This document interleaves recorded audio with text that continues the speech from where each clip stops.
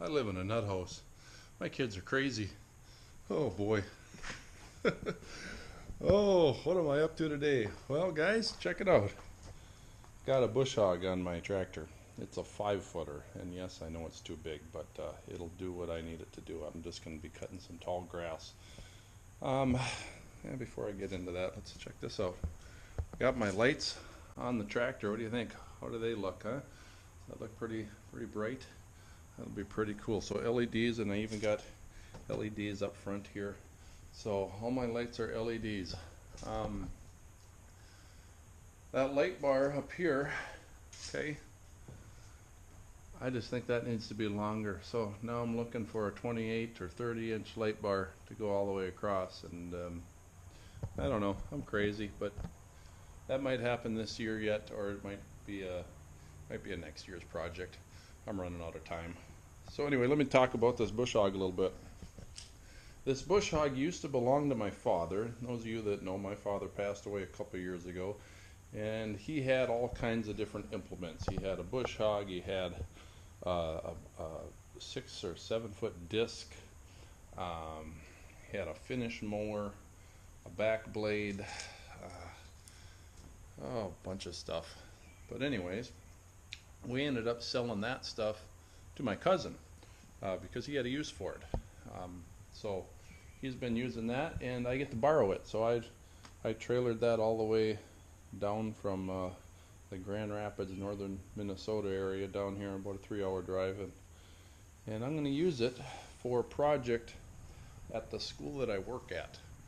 We are putting in some trails behind our school. We have a kind of a prairie behind our school, and I'm going to be cutting some trails for some students to do some biking on, is our hope. That's our intent. So me and the other Phi-Ed teacher there decided that some trails would be a great idea. A little bit of an incentive for kids to bike to school, and some walking trails for classes that can go on and study nature and all kinds of stuff. So that's the plan. That's what I'm going to do. However, before I do that, this bush hog needs a little bit of maintenance. I checked the oil level in that gearbox, and it is just gummy, gooey, and it needs to be changed. And the other thing is that this PTO shaft is a bit too long for what I need. So yesterday I went out to Northern Tool. We have a Northern Tool in St. Cloud, and they had one PTO shaft because somebody brought it back, or they ordered it online and they brought it back because it didn't work for them. It's way too long for what I need, but you can cut them. So I'm going to cut it to the length that I need and use it for that bush hog, like a one-time use, right? But you know, I'll probably borrow this again, and I'll have a PTO shaft that I can use whenever. So it was on clearance. I only paid $100 for it. I thought that was a pretty good deal. So new oil, PTO shaft needs to be cut. Oh yeah, I got to sharpen the blades too. They're pretty dull. So that's what's going to happen. So I'm going to unhook this thing here. I'm going to use my chain hoist to lift it on up and get underneath of it, and you know, drain some oil and all of that fun stuff. So yep, I also want to figure out why this circle has gone all the way around. I'm pretty sure one of the blades is bent or loose or something. So we're going to try and remedy that. Alright, that's the plan for today, guys. If I get half of that done, we'll call it a success. Okay, stay tuned.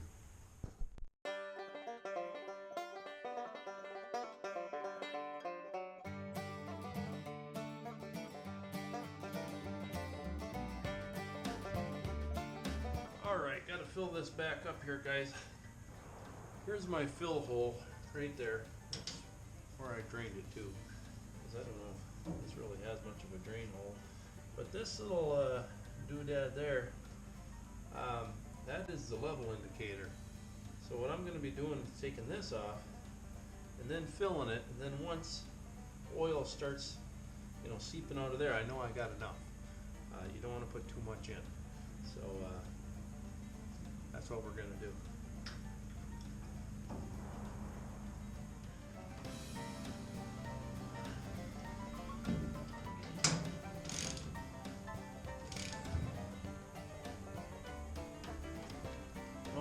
Overtake on those threads. Okay guys, I'm getting ready to cut this PTO here. The reason that I want to cut it is because this one, you know, if you know anything about PTOs, they get pretty long. But that's about the length right there that I needed to hook up the brush hog. So there's really not a whole room for play. In fact, when I'd raised the brush hog, it pretty much took up all of that slack and all of it, which means this is just too long of a PTO for my tractor and that brush hog. This is, you know, this PTO I bought, this PTO still belongs to my cousin. We'll go back on the bush hog when I bring it back to him. So this one I'm going to be keeping, and I'm only going to cut it, you know, short enough for the bush hog.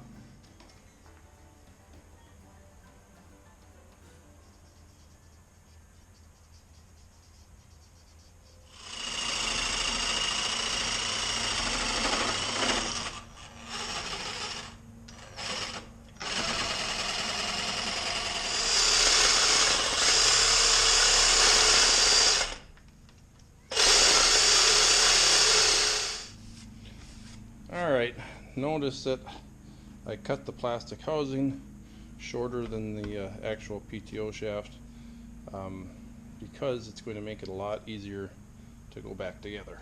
So that's the plan. Now I need to cut off the same exact length on the other part of it, on the other half.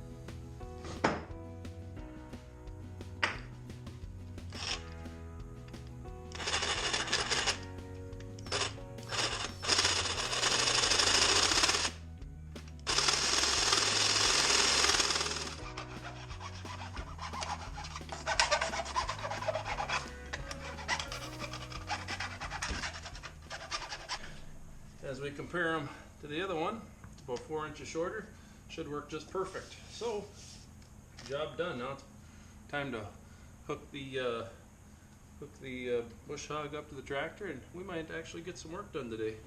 It's only noon. Awesome. Before I move on, I almost forgot. I need to give credit where credit is due. The PTO cutting that I just did, okay, I watched a video from Travis at Everything Attachments. He did a video, and I watched that, and that's where I kind of learned how to cut a PTO shaft. So if you don't know how, you know, you can either watch my video or his. He does a better job, of course. Now, a little more credit. Garrett from O&D Life. He's got a YouTube channel. It's a great channel. Check it out. He shared the link of Travis's video from Everything Attachments to me. So last night I watched that, got a few tips. So I want to just thank Garrett. Thank you very much. And Travis, if you're watching, thanks for making that video for all of us to watch and learn. Okay, moving on. All right, it is a little bit later in the evening, later than I really wanted to get going at this. It's a 4:45. I'm gonna go try and cut some trails over at the school. I got just enough time for that. Ended up having to watch our littlest one for a while, which was great because she slept pretty much the whole time, and I got to watch some football. And the Vikings won. How about that, huh? Man, it's crazy. They might have a good season after all. So, got the bush hog hooked up. Everything's tightened. I got the PTO shaft on with plenty of play here, as you can see. And the gearbox is oiled. The blades are sharpened. So, time to go have some fun. Here we go.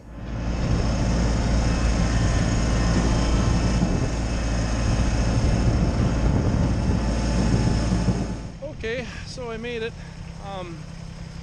Yeah, I left my mid-mount mower on, kind of using that as a kind of a belly pan or a belly shield, so no sticks come up and take out my HST pan. So we're gonna take a crack at it. We'll just go out and make a trail kind of wherever we feel like it. So here we go.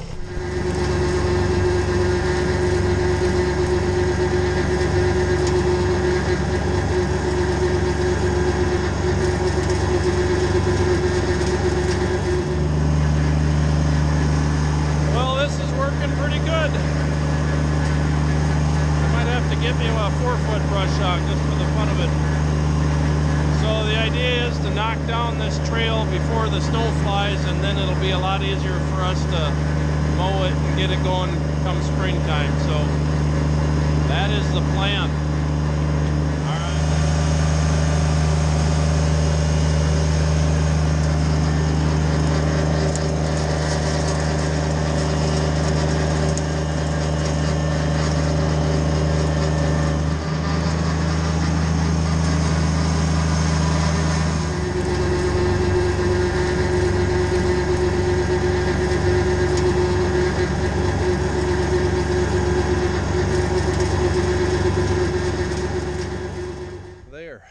Got that job done. Yeah, I'm not getting paid or anything to do this job. This is one of those volunteer jobs, but it'll benefit my students in Phi Ed, because we can go out there and walk or run those trails. So that'll be kind of fun, and it'll benefit our science classes and our other classes, and teachers who want to take their classes out for walks and study nature a little bit and learn a little bit about our environment. So that's why I did it. Also, we're teaching bike safety, so that'll be coming in the spring. So we're hoping that we can encourage some students to bike to school if we have some trails for them to ride on. So that is the whole intent. Alright, well, thanks for watching this video. I'm going to close it out right here, and I'm going to head home and get some dinner and go to sleep. Alright, thanks for watching. Subscribe, like, and leave me a comment. Alright, take care, guys.